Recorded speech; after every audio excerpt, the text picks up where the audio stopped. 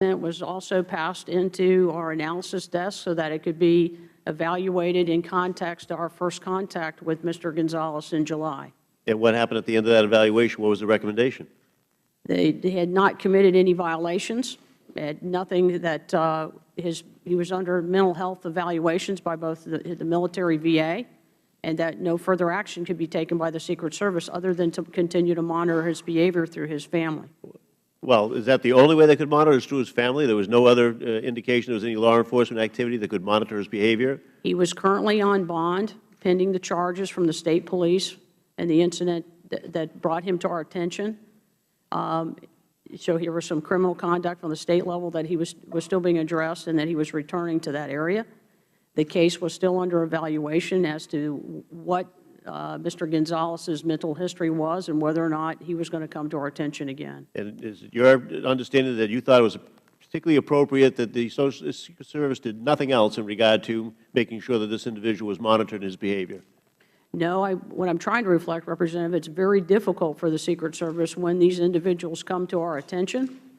As many as 300 a year or a day are being evaluated by our Office of Protective Intelligence. Do those 300 all have a history of twice being picked up with weapons and a situation would put you in question that they were in proximity or heading to a proximity of the White House? No, but many of them are brought to our attention for either having an unusual direction of interest or making a direct threat against our protectees. They are mentally ill. Many of them have long mental health pasts. Some of them are more cooperative than others, but in the specific case of Mr. Gonzalez, he was being very cooperative. His family had been contacted by investigators. The family members indicated that he was cooperative, that he did not have a violent past. His mental health records, to my understanding, as I've been briefed, did not reflect that any of his mental health contacts referred him as being a danger to himself or others. Thank you, Mr. Chairman, for your time. I thank the gentleman. One follow-up to that. It's my understanding, people have told us, that there were 3 different officers that had seen him, recognized him the day that the incident happened, but did not report it. Is that true or not true? It is my understanding, based on how I've been briefed, that 2 of the officers recognized Mr. Gonzalez in the area of the White House on September 19th and observed him for some time. They had remembered him from the contact they had had with him on August 25th when he was on the south fence line. They observed him for some time. He wasn't acting inappropriately. He didn't violate any laws. But they did not report that, and they did not approach him, correct? I think they noted that, but they did not approach him. And they didn't report it? Not to my knowledge. Now recognize the gentleman from Georgia, Mr. Collins, for 5 minutes.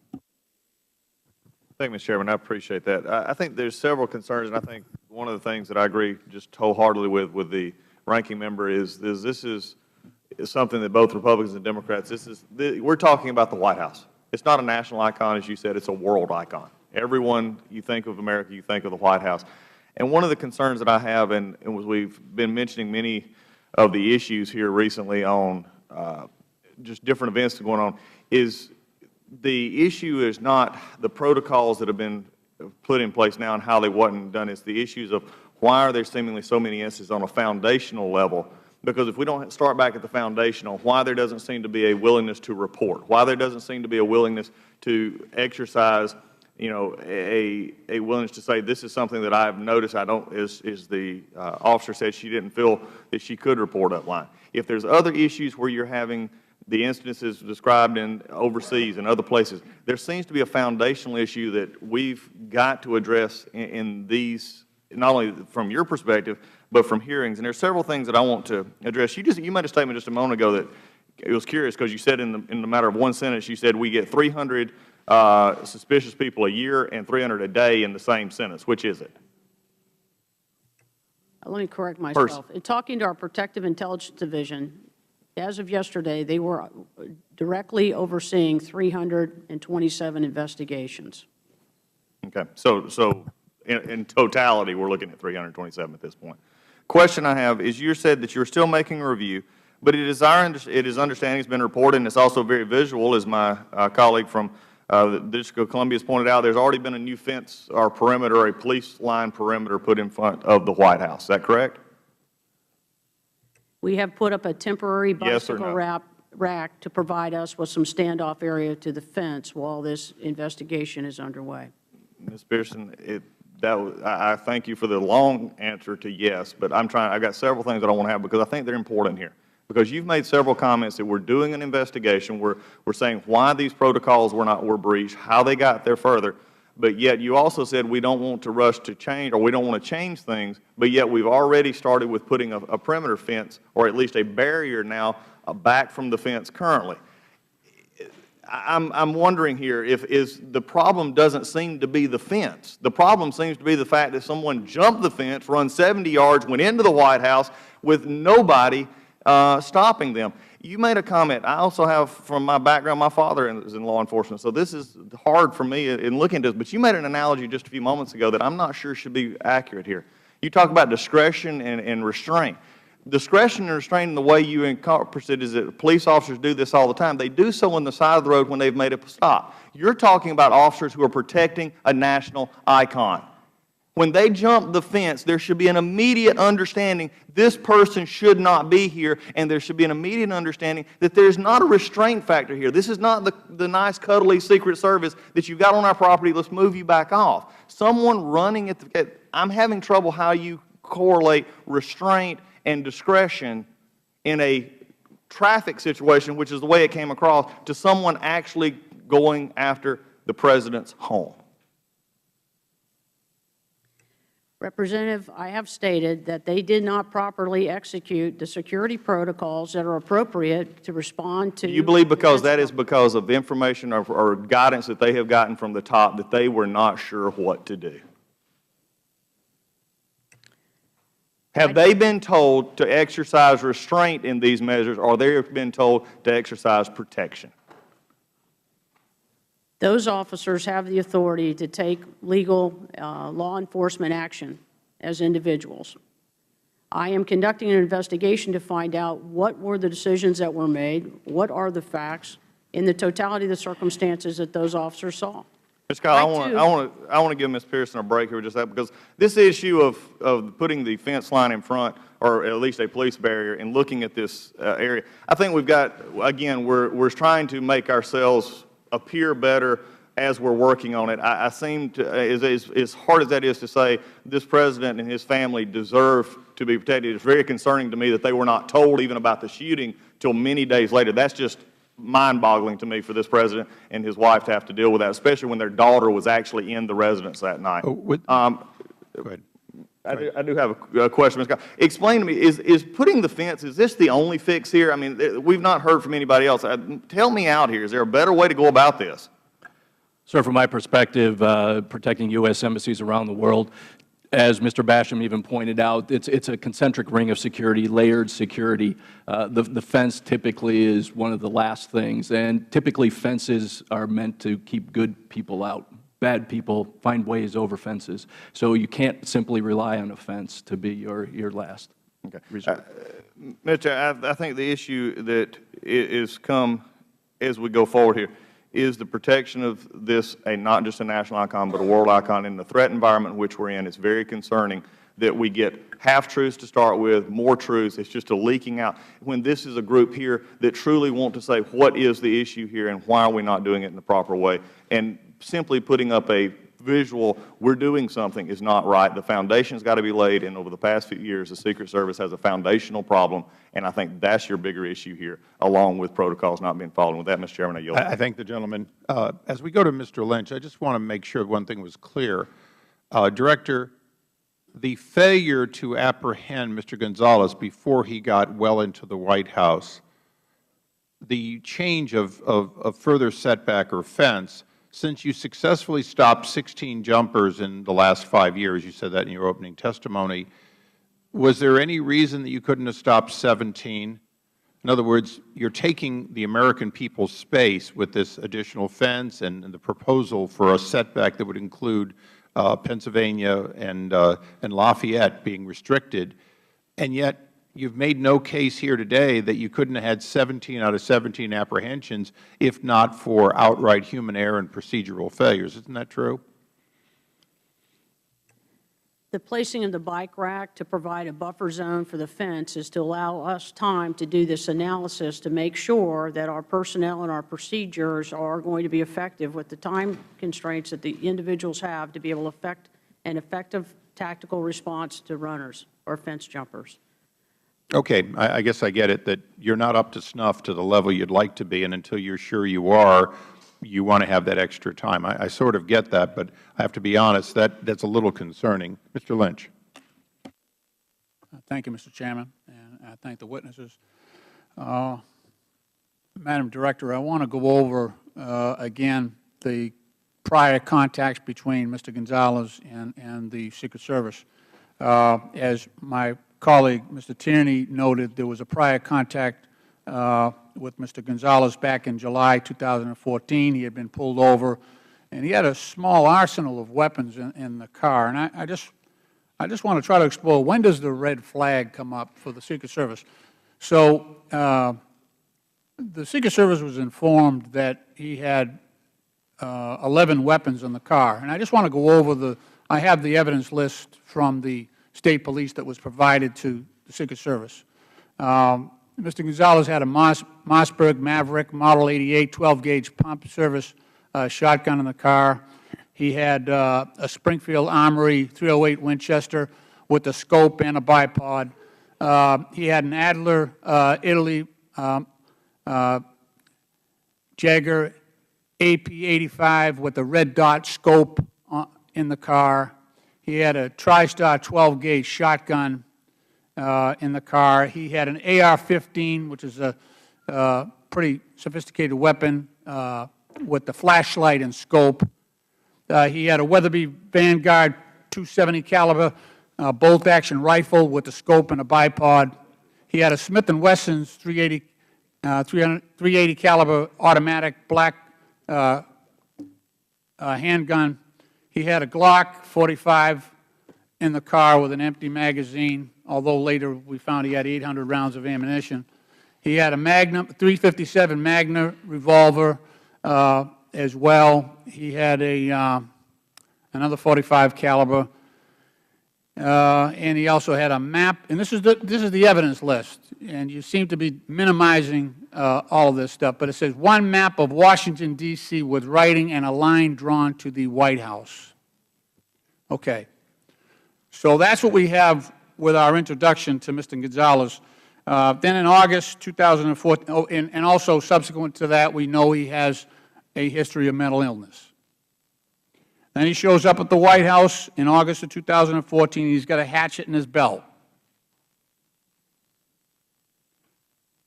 No red flags. We let him go. Then, of course, there's the day that he jumps the fence and runs into the White House. And I want to talk about that for a minute. You say that he came in through the front gate, went through the front door at the portico, and was wrestled to the ground, or to the carpet, actually, you said, wrestled down to the rug near the green room. I just want to remind you that the distance from the front of the White House where he came in to the green room is about 80 feet. This is only 60 feet. The width of this room right here, this is 60 feet. So 70 yards.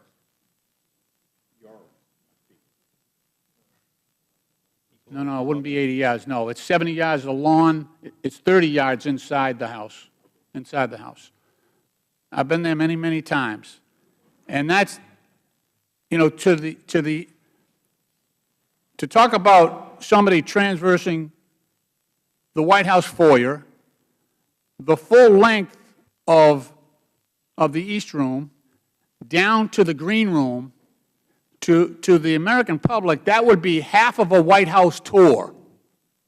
That's what that would be. That isn't just getting inside the portico. That's half of a White House tour to the American public. And you keep minimizing this stuff. I'm just wondering, when do the red flags go up for the Secret Service? I know you've got a lot of wonderful people over there, but this is not their best work.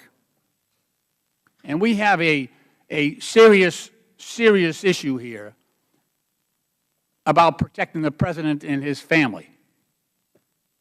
This is disgraceful. This is absolutely disgraceful that this has happened. And I'm not even going to mention the fact that it took us 4 days to figure out that somebody had shot 7 rounds into the White House. This is beyond the pale. And I've listened to your testimony very deliberately here this morning. And I wish to God you protected the White House like you're protecting your reputation here today. I wish you spent that time and that effort to protect the American President and his family like I'm hearing people covering for the lapses of the Secret Service on these several occasions. I really do. So what are we going to do? And look, this whole thing is the United States Secret Service versus one mentally challenged man. One man with mental illness that you knew had mental illness. This is the Secret Service against one individual with mental illness. And you lost. You lost. And you had 3 shots at this guy, 3 chances, and he got to the green room in the White House. What happens when you have a sophisticated organization with nefarious intent and resources going up against the Secret Service? What happens then?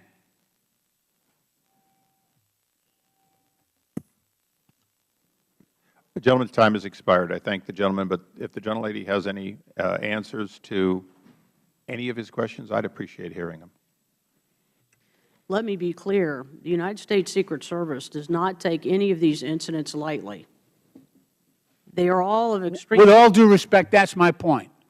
As a casual observer to what has happened here, I don't think the Secret Service is taking their duty to protect the American President and his family at the White House. I don't think you're taking it seriously. That's exactly my point. Based on the evidence and the series of lapses, unfortunately, that's the conclusion that I arrive at, that you're not taking your job seriously. I'm sorry, I hate to be critical, but we got a lot at stake here. We have a lot at stake, and I know people are dancing around this issue, but I got to call it like it is. I have very low confidence in the Secret Service under your leadership. I have to say that. And that's not an easy thing for me to say. But based on the evidence, that's how we have to call it here. Based on the evidence, my confidence in you protecting the American President right now at the White House, supposed to be one of the most secure buildings in the country, if not the world, my confidence in you doing that is very, very low right now. I thank the gentleman. The gentleman from North Carolina, Mr. Meadows, is recognized. Thank you, Mr. Chairman. Director Pearson, I want to come back. You were appointed in March of 2013, is that correct? Yes, that's correct. All right. So what 3 things have you done to improve the culture since you've gotten there? Very briefly, we have limited time. What 3 things have you done to improve the culture? Because that's been brought up that there's a culture problem. We've instituted an Office of Professional Integrity. We've established a new discipline process so that discipline is done in a more transparent and consistent way. We've initiated development training for our supervisors, for our SES, and for our work-and-file workforce. All right. So you've done some training and some new positions, because I'm real concerned. When that question came up, I watch people all the time, and no less than 4 people that are here with you today agreed that you have a cultural problem. And, you know, you could tell from their responses that there's an issue within the agency. But I also want to go back and give you a chance to correct your testimony. I thought I heard earlier that you said that you were short 500 uniformed Secret Service people due to sequestration. I can't believe that would be accurate, so I'll give you a chance to correct that. Across the organization, the Secret Service is down 550 personnel. Okay, Would the gentleman yield for just a second? Yeah. He wanted to, would you stop the clock for just a second? the amount of people who were in the U.S. Secret Service the day you were sworn in and the amount of people that are there today, if you would please, because these numbers of full-time equivalents and so on, I think all of us on the dais have a right to understand what the impact is from the day you were sworn in. While I don't have those specific numbers for you today, Representative Chaffetz did bring up the fact that there had not been any basic training classes in fiscal year 12 and 13. But we're talking about number of people, and you're saying 500 fewer people. That cannot be right, Director. That is correct, sir, over the last 2 years. Well, let me tell you why it's confusing then. Because I'm looking at your budget request for last year, and it says in here, in your request, that you plan to reduce the staffing by 376 full-time equivalents. Why would you do that? If you're already short 500, why would you, in your budget request 376 full-time equivalent reduction? I'm confused. Wouldn't you be confused? In your budget request, you also said that we need to be reducing the number of years of experience by 5 years over the next 4 years. I'm confused. Why would we want less experienced Secret Service agents, Director? These are your numbers. Do you have an answer? I do know that we have provided a human capital strategy to the Congress at their request that outlines. But these are your requests, and let me tell you what's even more confusing then. I'll go on a little bit further, is it says the committee, the Congressional Committee, is concerned that the President's budget request creates a pay shortfall that will result in the reduction of at least 376 full-time equivalents, and that this will fundamentally affect the dual mission within the Secret Service. The committee was recognizing this, not you. Do you not think that that creates a cultural problem when you're seeking reductions and you're here testifying today that you have too few people? Do you see the hypocrisy in that? I do see the difficulty in trying to operate a critical federal agency in times of fiscal constraint. Okay, well, let's go, since you're talking about fiscal constraints, because I started looking real quickly, because I agree with Mr. Lynch, we need to do all we can to give you the tools to make sure that you can change the culture and protect our President. So I started looking at it, but I was concerned to find a whistleblower came to us and said that you spent over $1 million on an executive luxury suite. Is that correct? On the 8th floor? On your 8th floor, over $1 million spent on a luxury suite since you've come to power. I don't know what that is in reference to, unless. So did you spend $1 million or more on a conference room, outfitting it, a luxury suite on the 8th floor? Yes or no? No. What we have done is spent money to transform our Director's Crisis Center. Okay, the Director's Crisis Center, which is on the 9th floor. Now we've done it again on the 8th floor. We've got locators on each one of those floors. Is that correct? That's what the whistleblowers tell me. That the information he has talks about the integration of both the Director's Crisis Center. How do you know? Because the whistleblower talked to us. I know from what we have done in the way of installations within our office. I can't speak to what your individual. Okay, do you have a locator on the 8th floor now? We have multiple locators in the building. Do you have one on the 8th floor? Yes. Okay. Is that a secure area? Yes. Is the 8th floor a secure area where vendors that don't have classified, can they go in and out if they don't have clearance on the 8th floor? All of our vendors are either escorted or have clearance, and the locator itself is not a classified document. All right, so, but it does tell you where the President and the Vice President and all relative people are. It's a locator, right? It is a reference point for our management team. Okay, why would you need another one of these when you already had two? Why would you need another one floor down in your luxury suite? The gentleman's time has expired. The gentleman may answer. Go ahead and answer. We need to have instant information for us to be able to make informed decisions as a management team. And having quick access and be able to leverage technology and look at camera views and look at information being provided to us real time from our protective missions is critically important to me and critically important to my staff. This is one of the areas where some of those key decisions are made, and it's integrated in with other systems throughout the building. Mr. Chairman, I yield back. I think we need to explore this further, though. I thank the gentleman, and for the Director, during the hearing, we're going to try and get more accurately the correct number, because I've got to tell you from the dais, I think all of us want to understand this 500. We show 1,420 authorized uniform officers, 1,300 on hand, and we don't show that as an appreciable drop during your tenure as your budget has gone up with 2,200 agents. So we're trying to find where the 500 represents a shortfall in full-time equivalent, other than a legacy of perhaps never filling the authorized slots.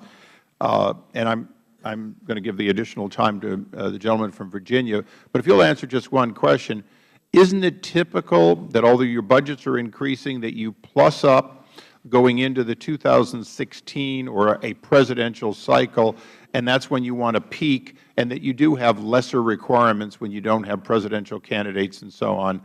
Because I'm very concerned about the coming before Congress at a time when we're giving you more money than you're asking for and complaining about sequestration and limited resources. So be prepared to answer that. I'm not going to take the time right now. It's the gentleman from Virginia's time. But those questions are going to continue throughout this hearing, and we're going to follow up in writing afterwards. The gentleman from Virginia, Mr. Connolly, is recognized. Thank you. Thank you, Mr. Chairman. Director Pearson, in light of the facts that have come out and in light of your own review thus far, had the first family been in the family quarters or anywhere in the White House, would you conclude professionally that there was a threat to the first family? Yes, I think Mr. Gonzalez coming into the main floor mansion is a threat. I think it's really important to remember, you know, I was a freshman in high school on November 22nd, 1963. And all of us who lived at that time remember where and when we were when we heard the terrible news from Dallas.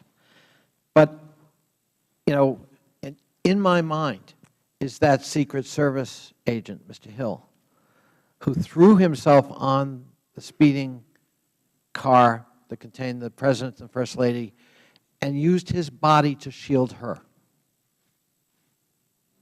It is a sacred mission the Secret Service has. It's not an easy mission. But it is very troubling to all Americans that our duly elected President and his family were actually potentially in real jeopardy on the White House grounds itself.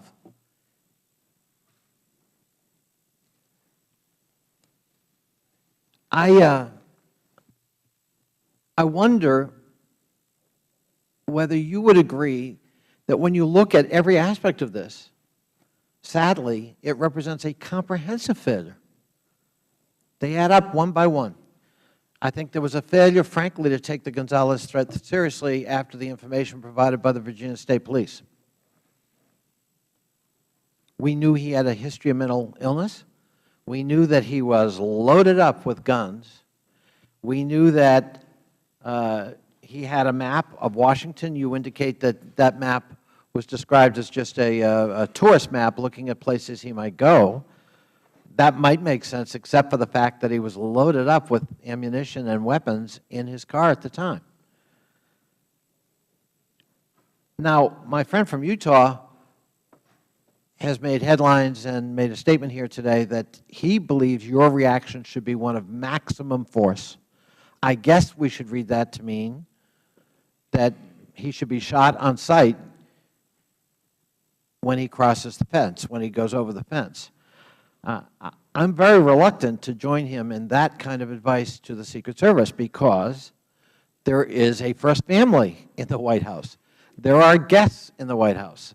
It is a busy and bustling place, and the idea that we're going to have a shootout on the White House grounds seems to me a last resort, not a first resort. And I'm not sure members of Congress ought to be in the business of actually spelling out Secret Service protocols for you. I'm not sure that's our competence.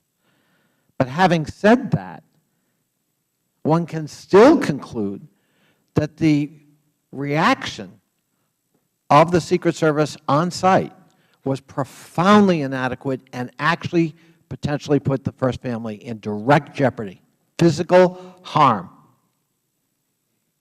And I don't sense from you, Director Pearson, a sense of outrage about that, a sense of mission that you want to reform and correct this cascading set of mistakes that led to potentially a catastrophe for the United States. Could you comment?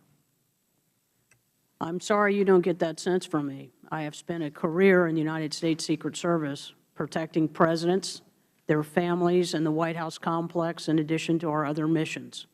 There is nothing more sacred to any Secret Service agent, uniformed division officer, or administrative, technical, or professional employee than our responsibilities for mission success. We don't take it lightly, but we do it under very difficult and challenging conditions. There's not a lot we can do in managing individuals with mental illness who do not commit a crime or do not put themselves in a position where the Secret Service can take further actions against them. We're limited by the system that we have to work within, the laws of our country. Ms. Pearson, I don't doubt for a minute your sincerity. What I said was I don't sense any sense of outrage about what happened. We all are outraged within the Secret Service of how this incident came to pass, and that is why I have asked for a full review.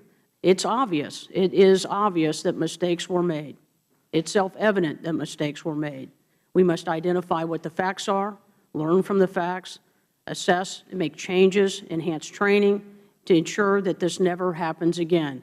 The Secret Service has a proud history of making sure that we go back and look and do after actions after every incident so that we can apply better security measures to ensure the protection of those we are bound to protect.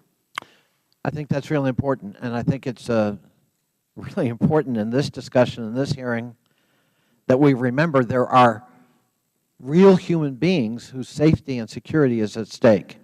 And it just so happens one of those human beings was elected not once but twice by a majority of this country to be its president.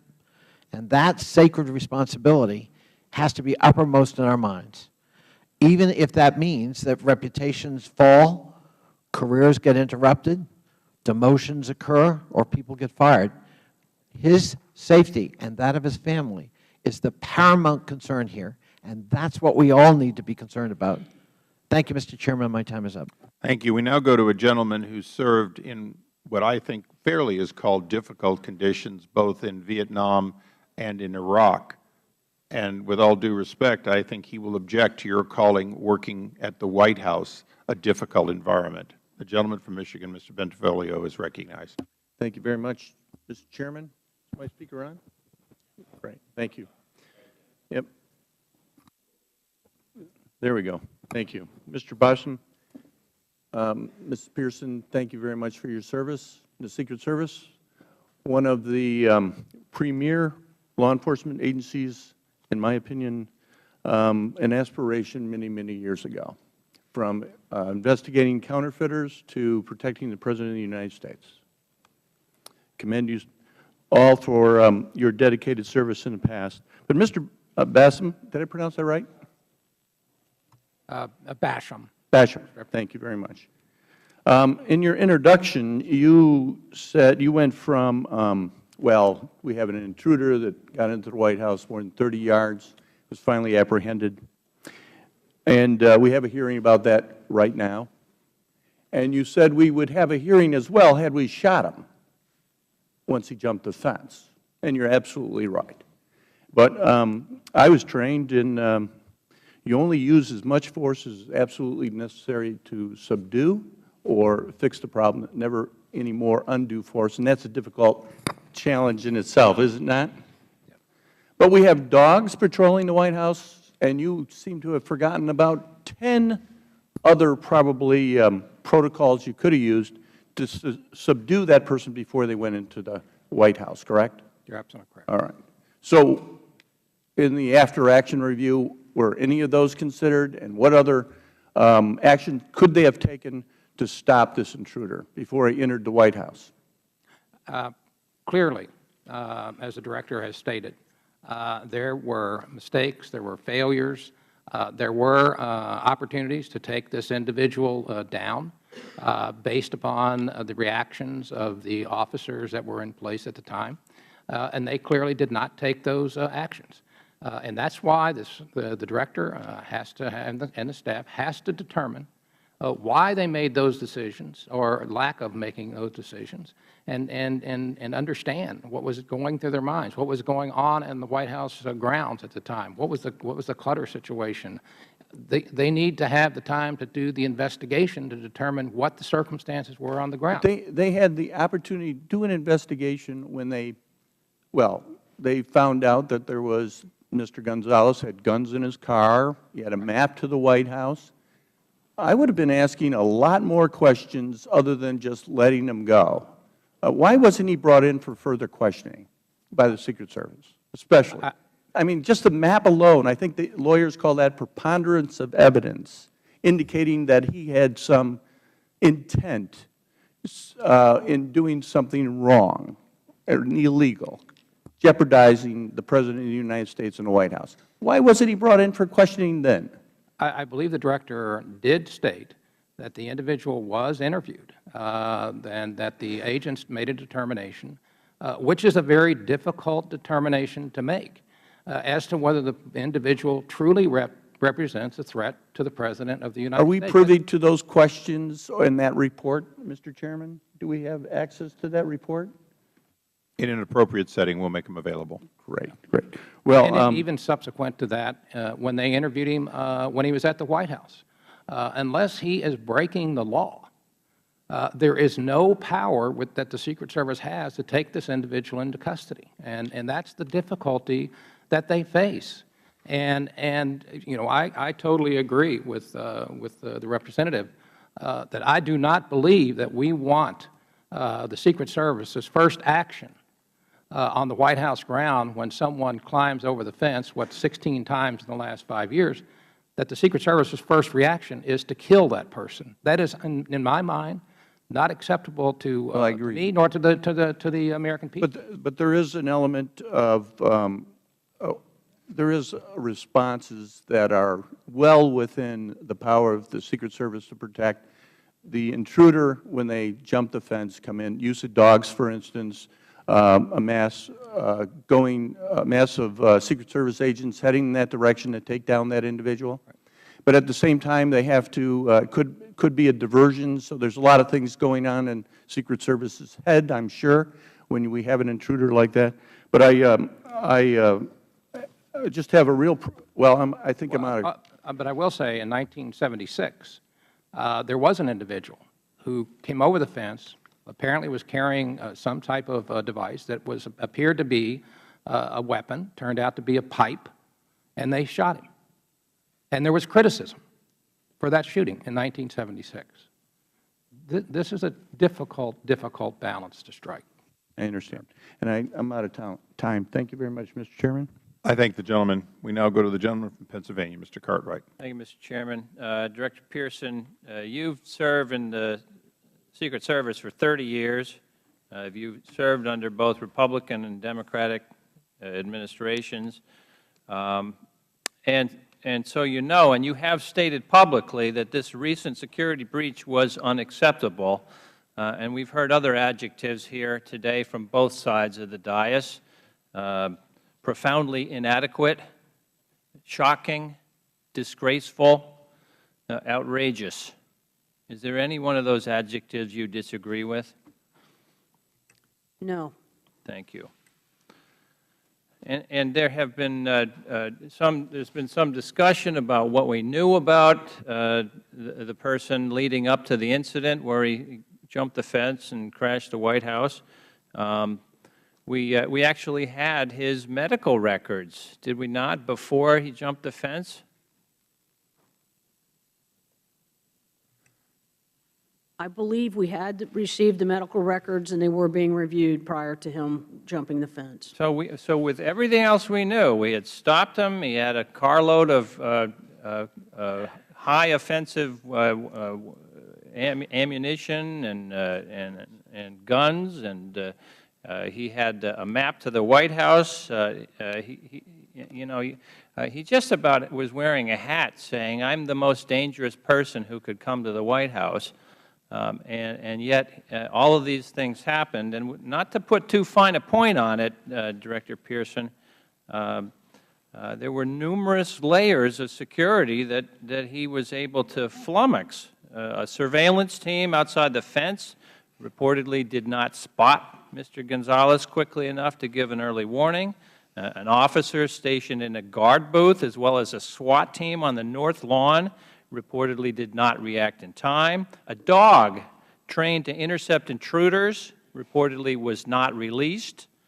No officer reportedly was stationed outside the front entrance of the White House, and the door was left unlocked. And then just yesterday, press accounts reported that Mr. Gonzalez made it all the way into the East Room and that the alarms had been silenced.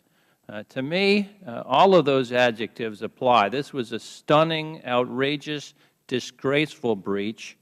And I know you can't discuss the specific details, and we're going to go into executive session so that you can be more forthcoming about tactics and procedures. But I want to start here with broader questions. First, I assume that the Secret Service has a specific protocol or multiple protocols for handling these types of breaches. Am I correct in that? Yes, sir, we do. And without getting into those protocols themselves and providing anybody at large a roadmap, can you tell us whether they were followed in this case? No, they were not. And why weren't they followed, Ms. Pearson? I do not know, and that is going to be one of the main issues that I hope to resolve through the course of this investigation.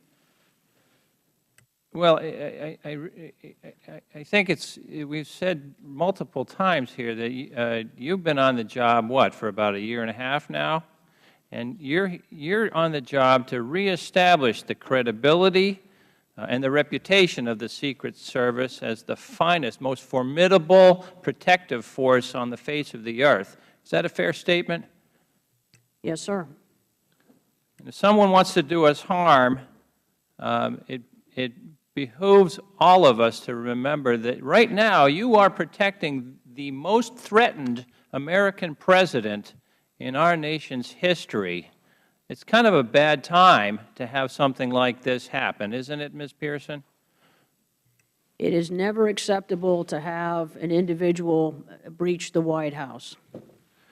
So would you please explain to me, in terms that you can reveal in public, what you've done since becoming the new Director of the Secret Service to turn this agency around and prevent things like this from happening?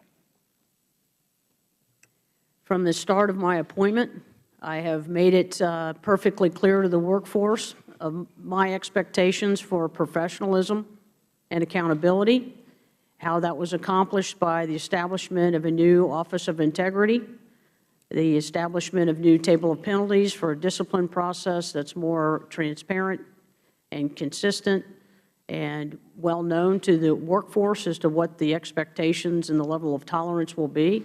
I personally have a zero tolerance level when it comes to misconduct, and we are addressing it accordingly. In addition to that, training is critically important, and developing leaders is critically important.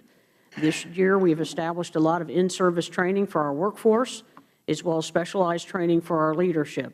I've had a lot of personal engagement with my supervisors and the workforce. When I became director, I had over 70 professional supervisory positions that were vacant. I made those promotions. I offered orientation to those new supervisors, and I've continued to make sure that there is no doubt that we are going to be held to the highest standard that the American public expects. I do understand when you start to bring change into an organization, there is pushback. We're going to continue to improve. This incident is an operational incident. Although it's being addressed as it's very similar or a side effect of some of the other cultural problems, I looked at this as a strict tactical concern. We have a security procedure that wasn't followed. 1 week prior, an individual had climbed the fence and was arrested within seconds.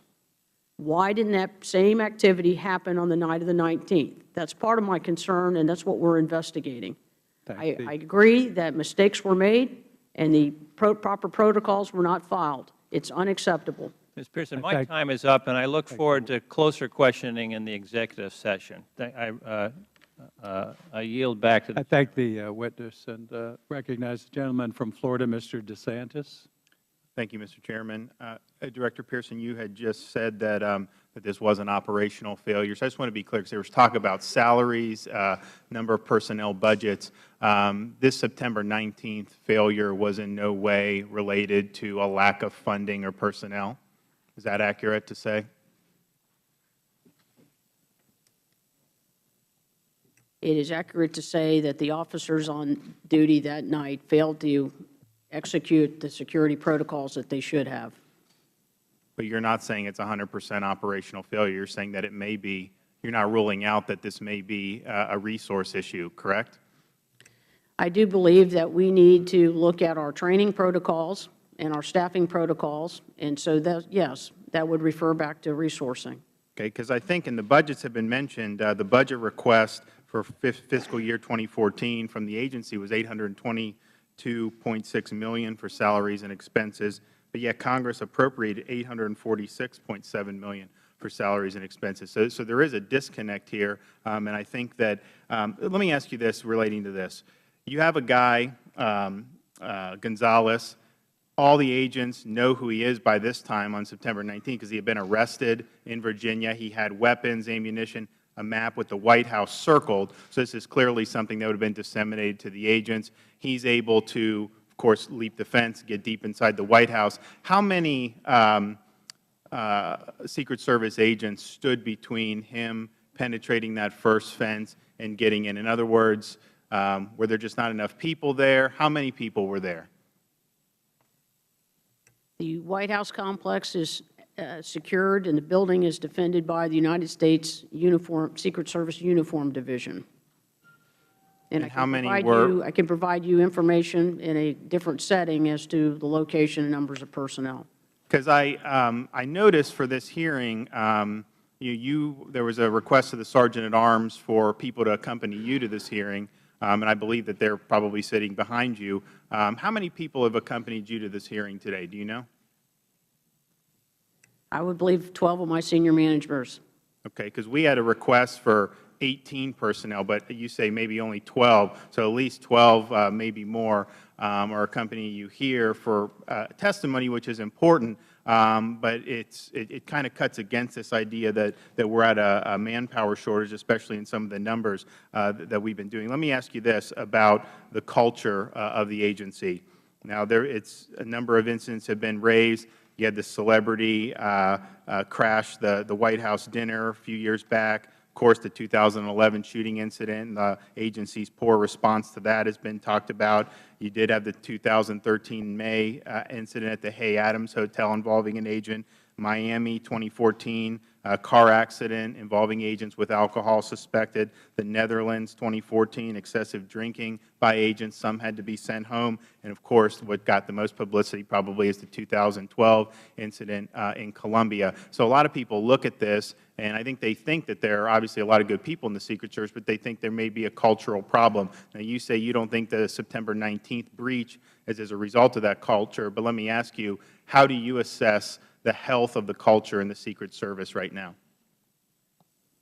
Well, since becoming director, we have established an Office of Integrity. I have made my position known on the level of professionalism that's expected, accountability at all levels. I've met personally with every frontline supervisor up to my SES managers and then provided them some additional training to ensure that they know how to lead, that they know how to manage, and they know how to work with this dedicated workforce. At the same time, we're providing training for the workforce. But we're doing it at the same time that we're meeting very difficult protective requirements and investigative requirements around the world. I believe that we have started to make a pretty significant transition within the organization and recognizing that we have made missteps and that we need to learn from these incidents and improve. And you think that the steps that you have taken have resulted in discernible improvement in the culture? I think these steps, along with continuing to promote and support new management, will help us in that process. Thank you. I yield. Will the gentleman yield for a follow-up? Yield to the gentleman from North Carolina. Let me just ask a follow-up because it gets back to this budget question. So under your direction, was there a reduction in the counter-surveillance manpower under your directorship? Under my directorship, Yes. I established a new permanent division. Was there a reduction, yes or no? I don't believe there was a reduction. Okay, because the whistleblower seemed to indicate that there is a study that recommended that there should be 100 people for counter-surveillance, and that you personally made the decision to cut that by a third. Is that not correct? The witness can answer, and the time has expired. Would you answer, please? Yes.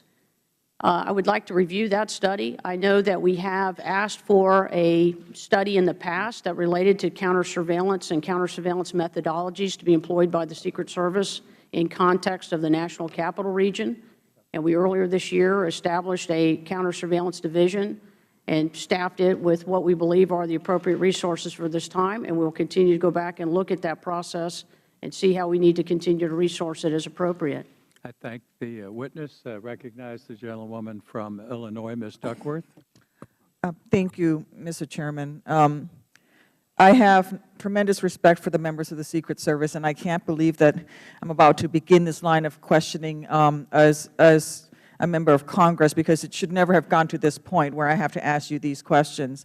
And specifically, I'd like to touch on your AAR process, the after-action review process. Do you conduct AARs? You mentioned that you did earlier, but do you? Yes, we do refer to them as fact-finding. Okay. Do you conduct fact-finding at all levels? For example, following the Hernandez shooting incident, were there fact-finding sessions conducted at every level, for example, with the personnel that were on the White House grounds that night, maybe doing the shift change brief, maybe the next morning at the next shift change, and then all the way up the region and then all the way up to the director level? Would that be a normal course of action? Yes, it would. So at the fact-finding sessions, once you discover something that is deficient, do you then change your procedures based on what you learn at the fact-finding sessions? Yes, we would. Have you changed your procedures for when the White House comes under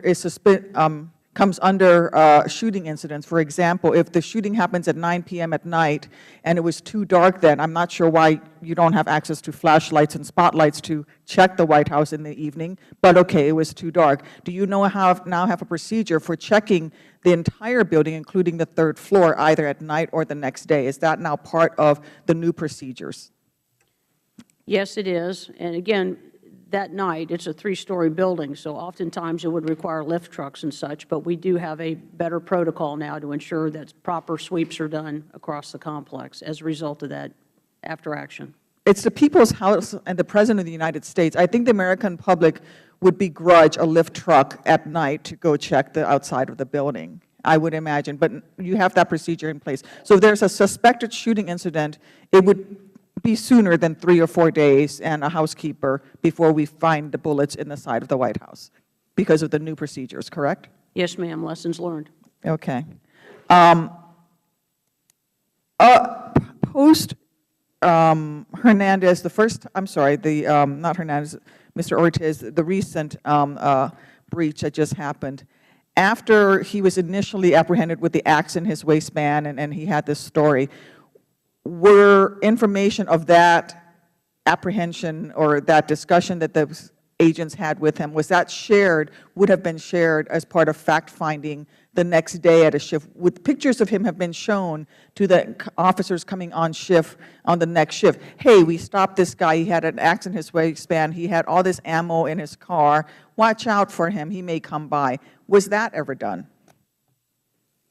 It is my understanding that he was initially observed by members of our counter-surveillance division, so I am assuming, and I would have to get back to the committee, that that would be a part of the protocol of our counter-surveillance division, as well as our uniform division officers that are frequently seeing these people come along the south fence line. Okay.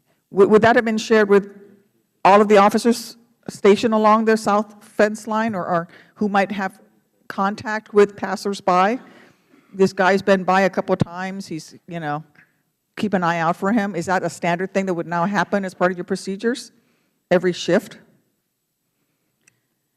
I would assume it is discussed, but I don't know to what specificity it's physically reported amongst uniform division. But the information that Mr. Gonzalez had appeared on the south fence line, was interviewed, his car was, he consent searched to a vehicle, all of that was in a written report provided and supplemented as part of Mr. Gonzalez's contact. What about any results from fact-finding that spoke to the lack of communications between the agents who were safeguarding the first daughters, being on a different frequency as the agents who were responding to the 2011, the shooting incident? My understanding is that the agent inside did not know, because she did not hear traffic, that the suspected shooting had happened, and did not find out about it until through a third party, another agent. Has that been fixed? Now are all the agents listening to multiple frequencies? Our protocol would require that all agents are notified, regardless of their assignment, for that type of incident with a shooting on the complex. So yes, I would say that information is now passed through our joint operations system. Okay. I'm running out of time. I'm just very concerned that we're not learning from lessons learned, that these things are happening, whether or not the fact-finding sessions are happening. This information is not disseminated in some way, and I would love to, maybe in the executive session or something, touch more on how you're fixing and updating your protocols, because this seems pretty standard to me. With that, I yield back, Mr. Chairman. Well, thank you, and I'm going to recognize myself. Well, welcome, Director Pearson. Been a lot of chest beating, and there's been a lot of beating up of the Director today, and I want to give you an opportunity to talk about not just what took place, but also what we can do to make certain that the White House is safe, the first family is safe, and these incidents don't happen again. There are basically two things that we deal with to do that. One would be personnel, your personnel, and the second would be technology. I would believe those two would resolve the problem in the future. Since you came in sort of to clean up some of the mess, the problems with performance, the problems with morale, I will say, too, you're the first director in 22 years to ever call me personally and ask for some assistance. Before this incident took place, folks, she actually called, and she said, I want to improve the quality of our personnel. And she asked for actually two things, and they're still pending before this committee, interestingly enough. I just checked. But one was to improve the standards for the agents. I know there had been a lack of academy training and not a lot of folks trained. But you were also, and you formerly headed HR, concerned about the agents. Is that correct? Okay. And then also the ability to hire and fire. We saw in the VA scandal the hands tied to hire and fire, and you asked for, I guess, to create call the service an exempt service. Is that correct? Yes, sir. It's referred to as accepted service. Yes, and that would give you more ability to discipline. I asked the staff the status of those, and it's still pending. There's been some objection from the other side of the aisle even to take them up. So I thank you for stepping forward and also recommending that. Little things like technology. Now, you weren't the director in 2011 when the bullets hit the White House, were you? No, sir, I was. Oh, you got beat up pretty good on that one today. But it's kind of interesting that the White House, and really they discovered some concrete or something that had been chipped on a balcony that isn't examined, and was, the surface area of the White House is quite a bit, and you would want to examine some of it, and that wasn't done at 9:50 at night, whatever it was. But the fact remains that a window was broken. Now, that concerns me because at my house, I have a security system. If a window is breached, actually, when I left this morning, I didn't want to disturb my wife quite early, but the security alarm sort of notifies you that someone's coming in or going out. I don't have a very sophisticated system. But a window breaking in the White House in 2011, it seems like that should, and I know there are two barriers. One is a bulletproof and the other is the original or antique glass. That should have been taken care of. Has that been taken care of, do you know? I know that the windows have been replaced. No, I'm talking about security for breaching that. Again, a simple thing. If someone opens a window or a window is broken at my house, I have an alarm. Have you ever heard of these guys? Okay. This is it's not very costly. You can subscribe, but that can be installed. It's a simple technology device and company, private system that can do that. So I don't think we have to spend a lot of money. I think when we've got to improve the quality of and professionalism, what you're trying to do, you got to be able to hire and fire people, and you have to put some technology in place. We don't have to put cement trucks and barriers in front of the White House. It's the people's house. Now, do you know when the current 7-foot 6-inch fence was installed? 1965. 1965. Not, you know, I don't want to go through some outrageous things, and I know taxpayers have to fund this, but maybe we could raise that a little bit. The other thing, too, is you're part of the time you've lived in Florida. We could even put some vegetation barriers, simple things like, how about Spanish bayonet? You jump that fence, and you'll get quite a greeting when you hit the ground. Inexpensive vegetation barriers. But there's a whole host of things that we can do cost effectively. So I hope you'll consider some of them as we look at some solutions. Jumping the fence at the White House is not new. Is that right? That's correct, sir. About what's happened is they went beyond the barrier. The other thing, too, is I understand the President, the First Family, were not at the White House when this took place, and sometimes the security personnel and Secret Service do get refocused to address where the President is, and he had just departed. Is that correct? That is correct. Okay. Well, again, welcome to the Government Reform and Oversight Committee. It's good to have you here today. Thank you. Mr. Chairman, can I just make an inquiry? You made some reference during your remarks that the Director had made 2 requests, and there was some objection from this side. Could you expand on that for us, because we're not aware of that as far as I know. She told you the 2 requests that were made. Right. She actually contacted me. We contacted staff, and we've asked staff to look at it. I asked the staff just now, I said, well, what's the status of that? And they said there was, I said, have we moved forward on her request? They said no. I said, why? They said because some of the staff, or some of the members on the other side of the aisle objected to that. Well, and, I mean, you can object to it. Well, I don't think anybody has. That's my point. We're not aware of that. The Director has taken steps to improve both Mr. Chairman, we all understand that, and we're willing to accept that. And qualifications and the status of one of the most respected law enforcement services in the world, not just We're appreciative of that, I think, and we don't disagree that she did that. What we disagree is that nobody on this side knows. I got to tell it like it is, and that's how it is. So you're telling us like somebody told you it was. Well, that's the facts. So, again, and she testified under oath that she did contact me in that regard. I asked staff, and that's the status of that. Chairman, you'll just for a moment, please. Mr. Chairman, yield Yes. just for a moment. Yes. I just want to make something very, very clear. On this side of the aisle, we will do everything in our power to make sure that the Secret Service has everything it needs. Well, there are two Wait a items. minute, may I finish, Yeah, please? go right ahead. It needs to protect the President, his family, the Vice President, his family, the families of, and the President, and our former Presidents.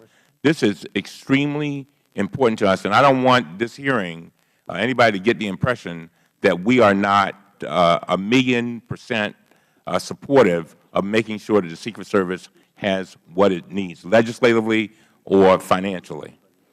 Well, I thank the gentleman, and I know he'll work with us to try to accommodate the request of the Director. The gentleman from Would the Mr. Chairman yield?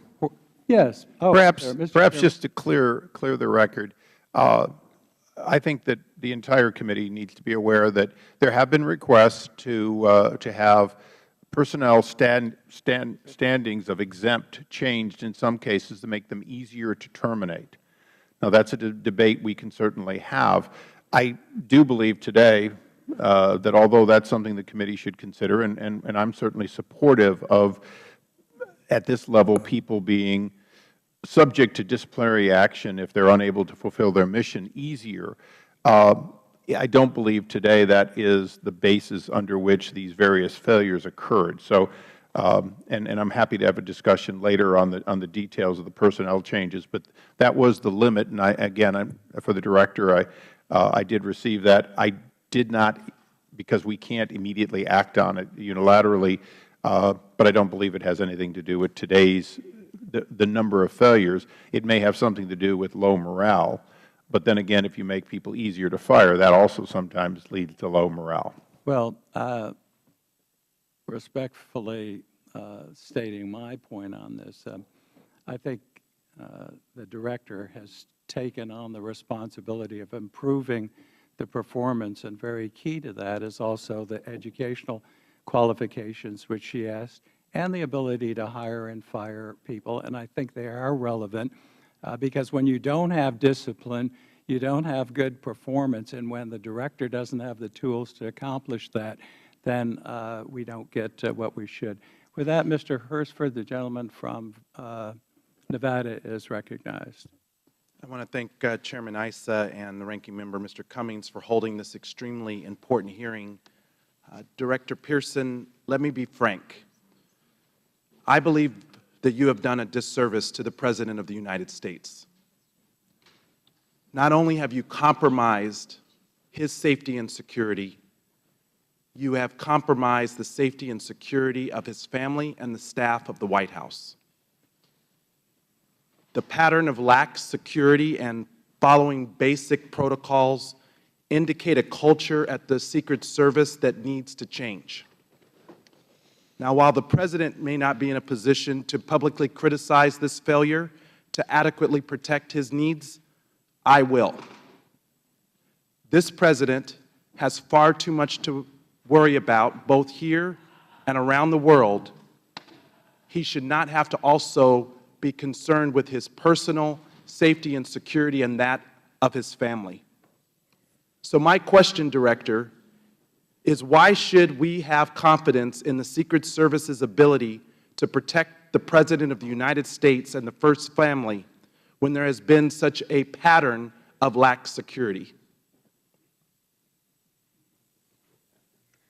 I believe the incident on September 19th is not representative of pattern. As I have stated, there have been others that have attempted to gain access to the property that were immediately arrested. My biggest concern is that security plan, that effective security plan, was not properly executed on the night of the 19th. Beyond September 19th, which is the most recent incident, the fact that we are just now learning from the Washington Post that ran a story about the 2011 shooting incident where Ortega Hernandez fired at the White House. It took 4 days for the Secret Service to realize that bullets actually hit the White House residence. And that only occurred after a housekeeper and an usher identified the concern because of a broken window.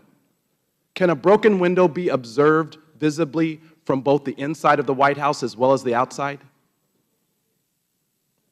In this case, the location of the broken window up against the mansion facade along the Truman balcony, it was not visible from the exterior.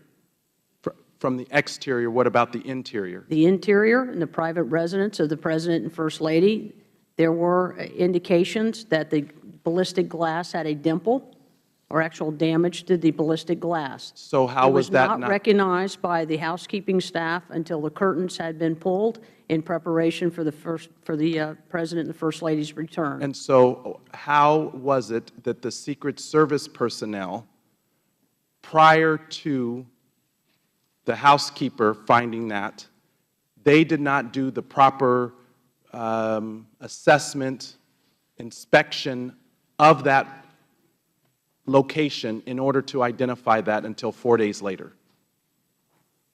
I'll be happy to have a discussion with you in a private session, but typically the private residence of the President and First Lady is just that, their private residence.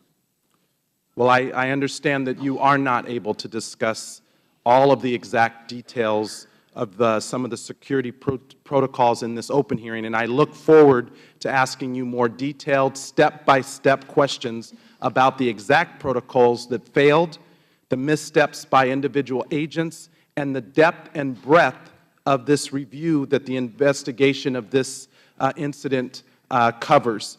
Has there been any disciplinary action pursued against any of the personnel who failed to follow proper protocol to date? That is pending based upon the conclusion of the investigation to determine exactly what the facts are, and appropriately enhancements will be made and personnel actions will be taken. And that's where I tend to differ a little bit, because of this pattern of lax security, not just from the most recent incident, but from prior incidents, someone should be held accountable. The security of the President of the United States is serious, and his family is serious. And we don't need a long, lengthy review for someone to be held accountable. So I look forward to getting more facts about this in our executive briefing. But ultimately, Director, we need to make sure that people are held accountable. There are men and women in the Secret Service that do a great job, and they are to be commended for that job. But when an individual fails to do their job properly, they need to be held accountable. I agree with that statement. If people make mistakes, they need to be held accountable. Thank you. For all members, as we near the end of this hearing, we will be going into executive session upstairs at the subcommittee room immediately following this. The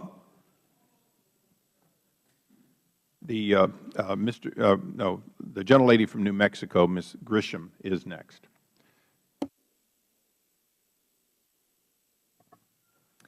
Mr. Chairman, thank you very much. I want to do a couple of things. I want to go back to many of the statements that have made today, and I want to try to fast forward to the situation that we're all dealing with. And then I've got a very specific question about a protocol that I'm hoping, not in executive session, you can answer.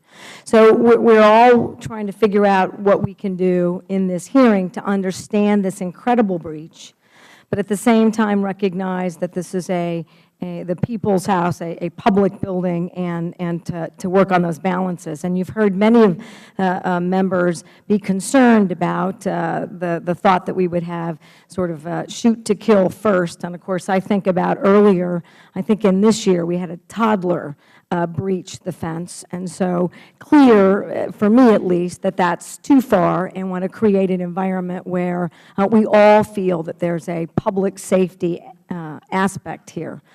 But I think in your earlier testimony, you said that we've had 60 individuals try to breach the fence this year. So that's roughly one a week. 16 over 5 years, 6 individuals this year. This year. In any event, so this, we know that folks, whether it's a mental illness issue or something in addition to that, we know that we have an issue. And I also heard you earlier in your testimony talk about part of your career in the Secret Service, that you were at one point in time working on some of the IT issues. Is that correct? Yes, ma'am. So I want to now go back to the 2011 incident, and I'm going to read to you what the Washington Post said about that shooting incident. And I know that we've said this several times, bears repeating. Back in the White House, key people in charge of the safety of the President's family were not initially aware that a shooting occurred because officers guarding the White House grounds communicate on a different radio frequency from the ones used by agents who protect the first family. The agent assigned to Sasha learned of the shooting a few minutes later from an officer posted nearby. Now, while communications and radio dispatch in and of themselves may not be narrowly construed as IT, I construe communications efforts, particularly in the context of interoperability, to be definitely inside that realm. Since 2011, have you resolved those communication issues? Yes, and as a result of the incident, we have ensured that information is passed, even if agents, officers, or others are operating on a different radio frequency, that same information is passed, that emergency information is passed to all people who have a need to know. So all of the radio frequencies are now, you're communicating on a single, and that may be an inappropriate statement about how that works, but they're all interoperable. All those communications techniques are working collectively, and so are the alarms? The radio systems are operating with commonality, and that is controlled through our Joint Operations Center. So agents and officers are allowed to operate on particular frequencies based upon their work. The alarm systems are now becoming more and more integrated with some of our radio systems, but we are still in that transition phase. Because I'm really, among all of the other issues, I'm really struggling with the communications and the unilateral efforts by any personnel to decide not to have an alarm, such as the door, by the ushers, or anybody else. And I'm really trying to understand that if you're doing this continuous improvement, training, investments in making sure that this elite protective force is, in fact, just that, state-of-the-art, effective elite, how that miscommunication could occur without anyone having any idea. And for me, it's gross neglect. How does that occur? How does somebody at that level interfere with the protocol established by the Secret Service? I think the concern was, when these alarms were put into place, the proximity to other activities within the White House that could be an interference, such as the tour lines or other public events. So an interference, and I said that I think that you need to be able to address the balances of the public visiting, utilizing, meeting at the White House. But it's stunning to me that that would trump your own protocols for making sure that that you have alarms whose purpose is to trigger a threat so that you can have an effective global, within the Secret Service, both interior and exterior, a communications plan that would allow you to effectively execute a protocol. Otherwise, you can't. And I know I'm out of my time, but something's wrong with this. I yield back. We will be going into a classified session. I think that's going to help. I thank the gentlelady. The Chair would announce that we now have 2 members who have been waived on that will ask their questions. That will complete the full round. With the indulgence of the ranking member, we are going to have an additional 5 minutes per side divided by whoever, Mr. Cummings would like to recognize, myself, and then we will go upstairs into executive session. So 5 minutes aside for our 2 guest members, then 5 minutes aside, which will include closing. So that will give everyone an understanding that roughly 10 minutes or 20 minutes from now, we will conclude for any staff who want to make sure their members are available upstairs. And with that, The gentleman from Missouri, Mr. Long. Thank you, Mr. Chairman. Director Pearson, are your agents that are charged with guarding the White House and guarding the occupants of the White House, are they allowed to use smartphones while on duty? And I'm talking about personal smartphones, texting, tweeting, playing games. Are they allowed to use personal smartphones while on duty? No, they would not be. And that's strictly enforced? You're confident? I know that they have access to a BlackBerry, which is part of the tools that we give our officers and agents to receive information and pass information. That's an official phone to me. That's something Yes. they need in their day-to-day to say, go to this gate or that or watch for this guy. But I'm talking about personal smartphone usage. You say they're not allowed to do that while on duty, guarding the White House and its occupants. It's possible that some employees have a personal cell phone for emergency contact by their family, but they're discouraged from using any kind of technology. They're other than their- discouraged from using. Okay, a week before someone was caught jumping the fence, a week later someone was not, correct? Yes, sir. Okay. Were you at the White House picnic this year? No, I was not. Okay, I'm sure you're familiar with it. Do you know when it was? I'll answer that. It was 2 days before the event. At the White House picnic, it was senators, congressmen, Republicans, Democrats. Everyone's invited. Our families were invited. We took our families. We get stopped at the street. We have to show an ID, members of Congress, senators, our families. They're checking the books, making sure everything's in order to let us go another, I'm going to say 70 yards, I don't know exactly, but just down the sidewalk a little tiny ways. And then they check our ID again. Get your driver's license out. We need to check your ID again before you can go onto the premises of the White House. So we go into the picnic. Several hundred people there. I don't know, 200, 300, 400, what it was. The President and the First Lady are normally there. On the 17th of September of this year, the First Lady was out of state. The President of the United States was there at that event. We've had 4 assassinations in this country. We've had about 24 attempted, including the shooting of Theodore Roosevelt and Ronald Reagan.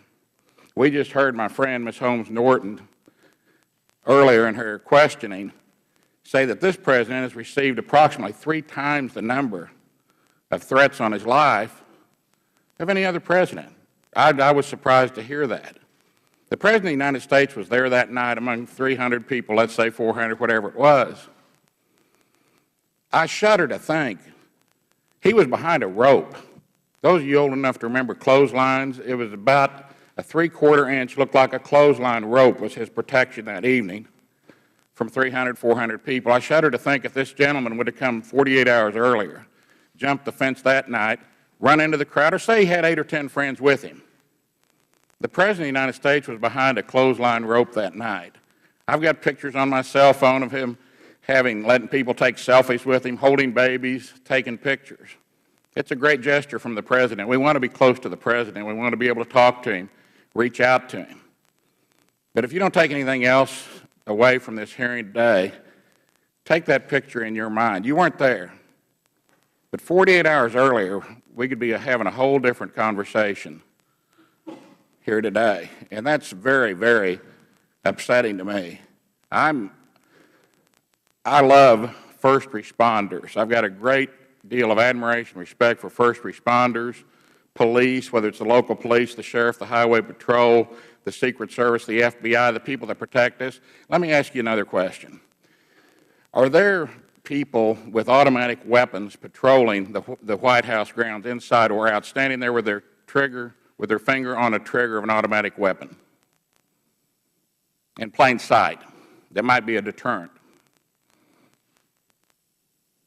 We do have a number of tactical assets that are deployed at the White House routinely. Are they in plain sight with an automatic weapon with their finger on the trigger like they are outside of this building and next door here at the Capitol? And I was driving down the street yesterday here. There was a Capitol Hill policeman with an automatic weapon, finger on the trigger, very, very observed. We were stopped at a stop sign, and I said, I wonder if they have an extra threat today or something, because this guy is really on point. But I think that if we had something like that, and I'm thinking about jumping the fence, whether I have my full mental faculties or not, and I see someone there with an automatic weapon, their finger on the trigger, you think I'm not going to think 2 or 3 times about, just like I would about doing something at the Capitol, because I see all these people around with automatic weapons guarding us, safeguarding our lives. But again, I shudder to think what could have happened 48 hours earlier if that guy would have wanted to jump the fence that night and run out in the middle of 300 or 400 people, or have 2 or 3 friends with him, and the President's behind a clothesline rope. I appreciate you being here, appreciate your testimony. With that, I yield back. I thank the gentleman. I would second his point that I've seen senators wait 2 hours after the Salahi incident to get into the White House in 9-degree temperatures. I certainly hope that we won't have the kind of craziness that you can take 2 hours to get in the White House as a member of the House or Senate, but somebody can just jump the fence and be inside in a matter of seconds. That's, I think, what this hearing is all about, and I thank the gentleman. We now go to the gentlelady from Texas, Ms. Sheila Jackson Lee. Mr. Chairman, thank you very much for your courtesy, and to the Ranking Member, Mr. Cummings, thank you for your courtesy, and thank you for acknowledging that Homeland Security and this committee has worked together on a number of issues. Before I started, I want to put into the record, by reading it, the words expressed by Mr. Obama, our President, just last week, as Madam Director, you made it very clear that at the General Assembly you protected not only the President, but 140 heads of state. And the President said, "The Secret Service does a great job. I'm grateful for all the sacrifices they make on my behalf and on my family's behalf." I wanted to just add that because the President has confidence. I also want to acknowledge that your storied history equates to the storied history of the Secret Service starting in 1865. And we recognize that it has continued in that service. And I hope this hearing, as my colleagues have said, between Republicans and Democrats, would alter this headline that I hold up that says the Secret Service opens door to ridicule. I disagree with that and say it opens the door to restructuring and revamping, because I think you have been very honest with us today. And I also hold, since it was mentioned, documents which I'd ask if I'm able to put into the record unanimous consent. I don't know if that— Without objection, the entire list, thank you, Mr. Chairman. The list of assassinated presidents, 4 dead, too many, and 6 with attempted. That is the basis of our passion. I also want to acknowledge the Homeland Security Inspector General report on 3 headlines that I'll read, and maybe we will get into this because I have some specific questions in the classified, but it had 3 points. Policies and procedures for proposing and issuing discipline are insufficient. United States Secret Service is not always in compliance with Federal disciplinary rules. Internal controls are sufficient or insufficient to ensure discipline is aligned with agency. Now, you will probably say that a lot of this has been corrected, and I look forward to those questions. But let me go specifically to my concern. On July 19th, the State Virginia Police found a man that had any number of indictable things, and when I say that, sawed-off shotguns, rifles, a number of items that are not the normal course, even though he is under the Second Amendment. And then on August 25th, our officers stopped this gentleman. I'm going to say to the American people, since this President is documented, maybe because he is different, maybe because of the policies, that he has had more threats than others. I'm going to say to the American public, maybe someone should have known the gentleman who jumped the fence on the 19th. Maybe his family should have reported him.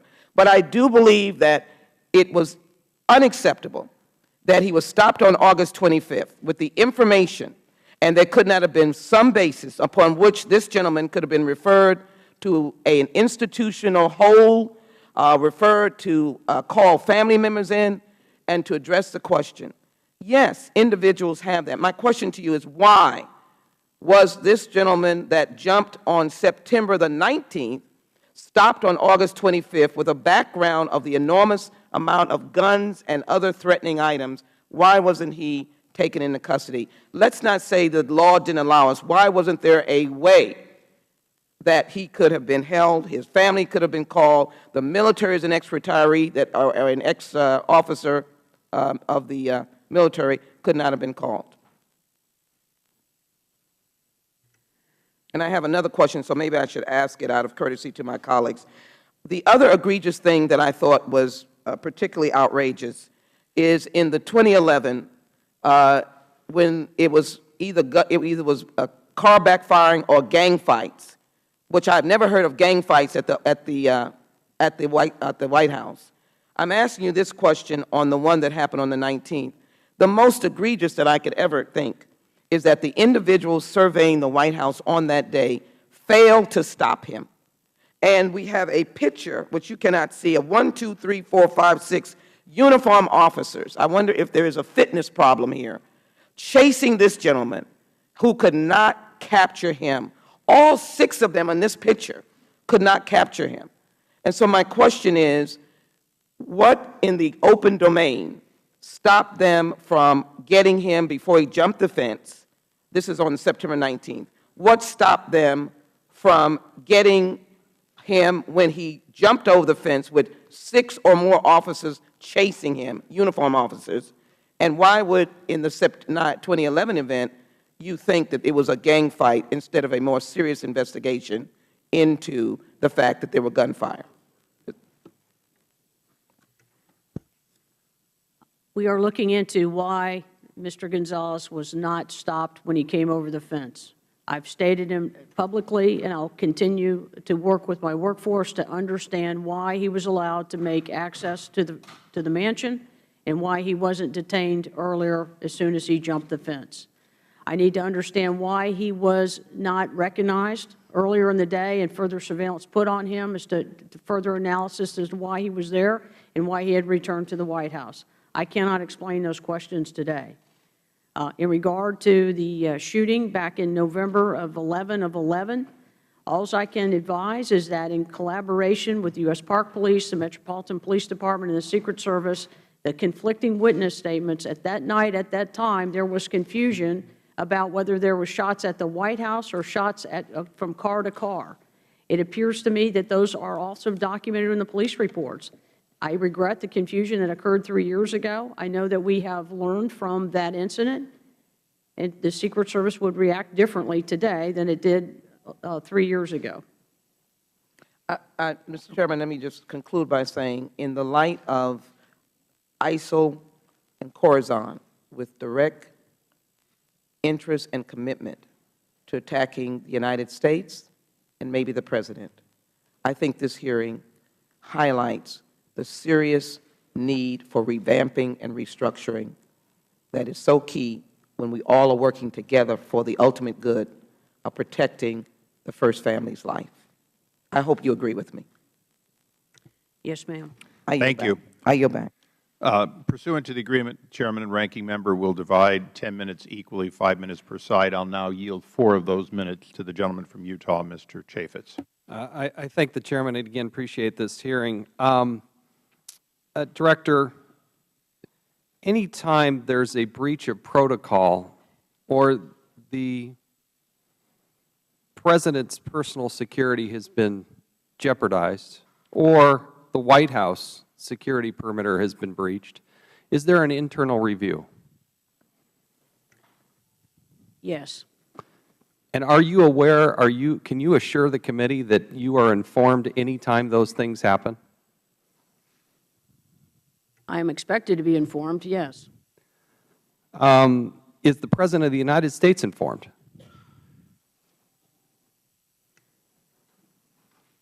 I would assume that the President of the United States is informed. I don't know. You're the head of the Secret Service. Explain to me why you wouldn't know that. Well, your question was subjective as to whether or not I would know. Well, who briefs? Do you brief the President or don't?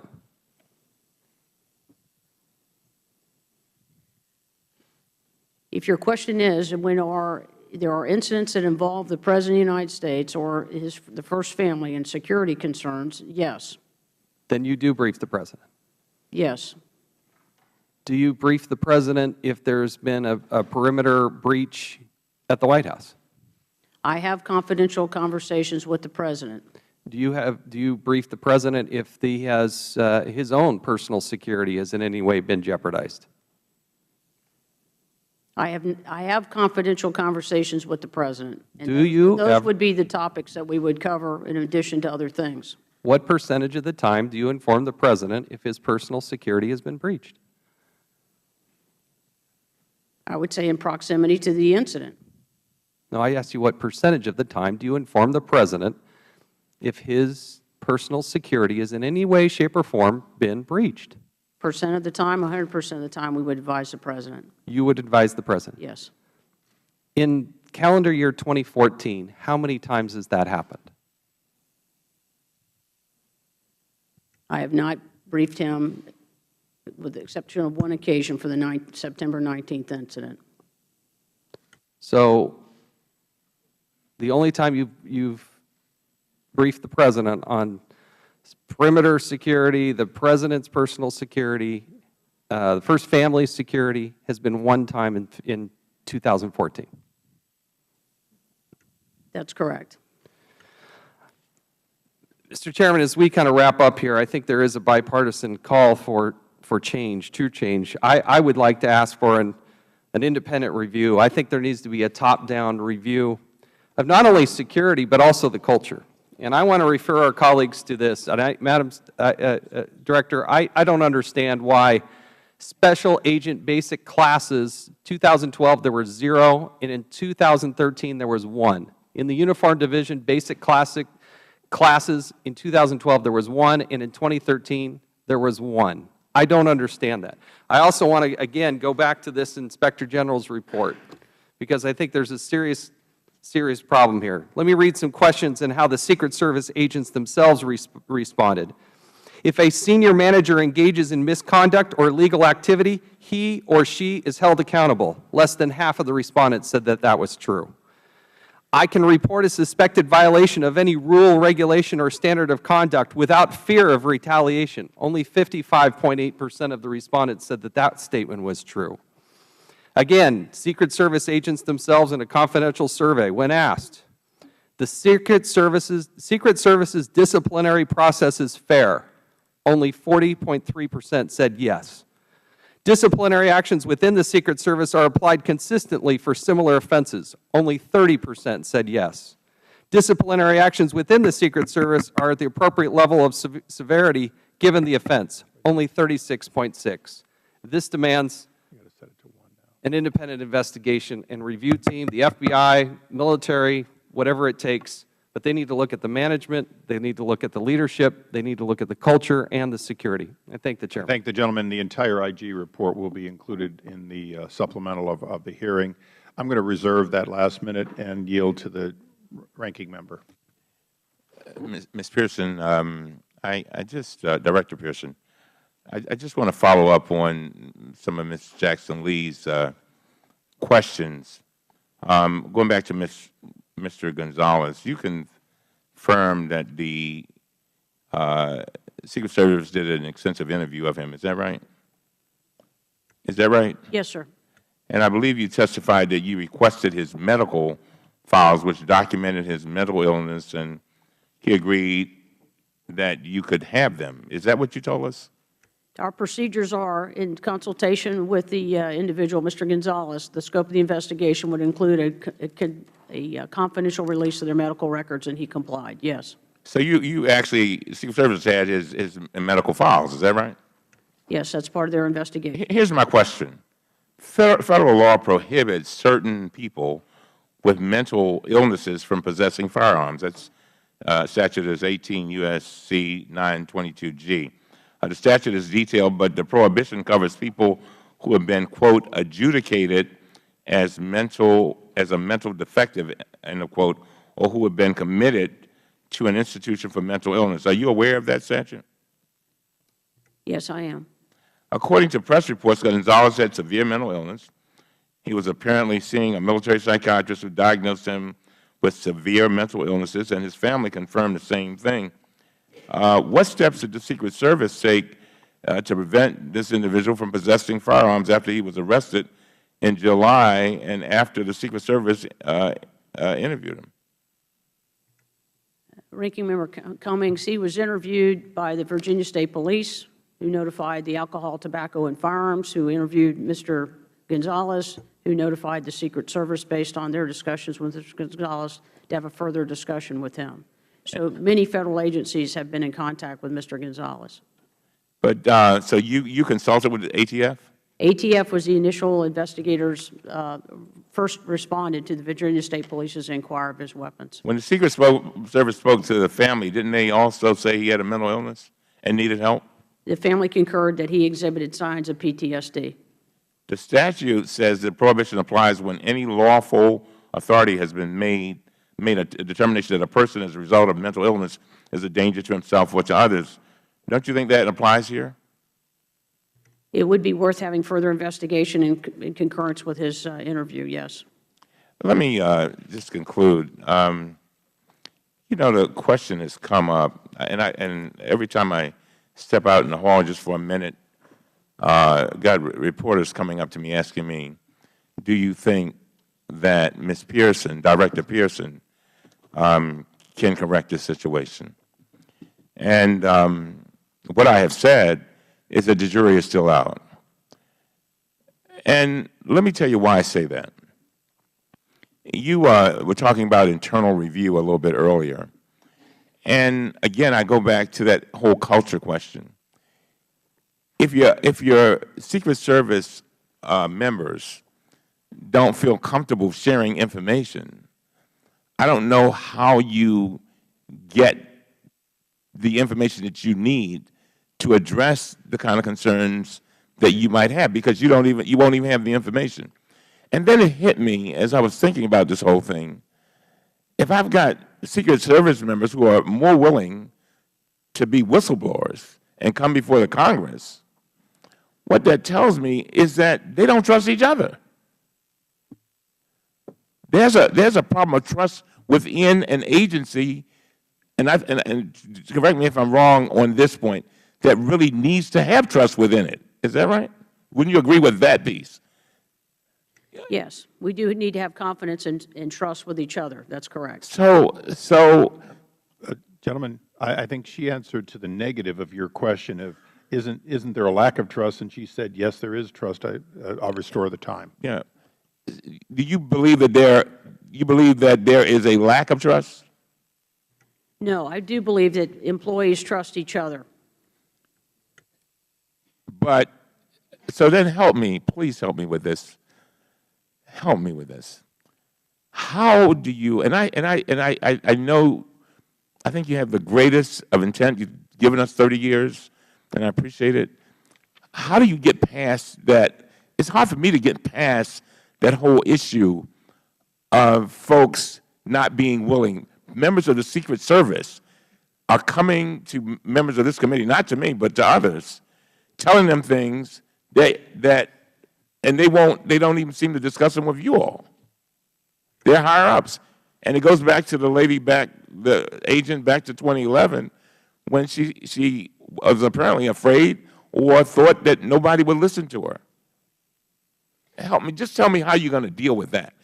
Ranking Member Cummings, I have made a number of changes in our management and our leadership team. I'm going to continue to make changes in our leadership team. We're promoting individuals. We're spending a lot of time helping them become leaders and supervisors. We're holding them accountable. We're holding the workforce accountable. We're providing more opportunities for training. We're spending time doing engagement sessions with the workforce to find out what are some of the inherent problems.